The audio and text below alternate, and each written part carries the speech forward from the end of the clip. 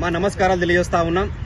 ఏదైతే రానున్న జూబ్లీస్ కోసం కాంగ్రెస్ పార్టీ కొత్తగా మన గ్యారంటీలతోని గారళీ చేసేందుకు కాంగ్రెస్ పార్టీ జూబ్లీస్ వస్తా ఉంది.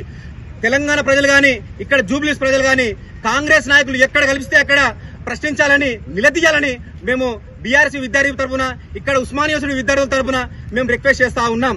వీళ్ళు అధికారంలోకి రాకముందు ఎన్నో 420 హామీలు ఇచ్చి దాదాపుగా మా నిరుద్యోగులకు ప్రతి సంవత్సరం 2 లక్షల ప్రభుత్వ ఉద్యోగాలు ఇస్తా అని చెప్పింది.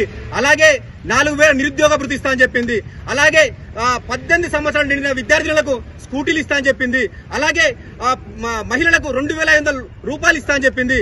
అలాగే ఎన్నో రైతులకు గాని ఎంతో మందికి ఎన్నో రకాలుగా ఇస్తా అని చెప్పి ఇప్పుడు కాంగ్రెస్ పార్టీ ముఖం చాటేసి తిరుగుతా ఉంది. ఇప్పుడు జూబ్లీస్ ఎలక్షన్ రాగానే వీళ్లకు జూబ్లీస్ ప్రజలు గుర్తొచ్చారు. ఇప్పుడు వీళ్లకు ఎక్కడ తిరిగినా వీళ్ళను ప్రశ్నించండి అని మేము రిక్వెస్ట్ చేస్తా ఉన్నాం. ఇప్పటికీ తెలంగాణ సాధించినటువంటి కేసీఆర్ గారికి కారు గుర్తుకు ఓటేసి మాగంటి గోపీనాథ్ గారి సునీత గోపీనాథ్ గారిని ఓటేసి గెలిపించాలని మేము రిక్వెస్ట్ చేస్తా ఉన్నాం.